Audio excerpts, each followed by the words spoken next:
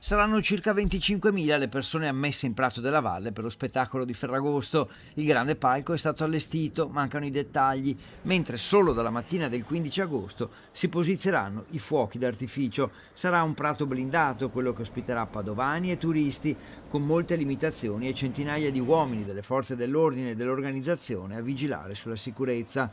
Saranno monitorati anche gli arrivi in treno alla stazione, così come decine saranno gli uomini del SUEM 118 e dei Vigili del Fuoco. Ovviamente rivista la viabilità, mentre i punti di accesso alla piazza saranno posizionati degli strumenti contapersone per non superare il limite imposto.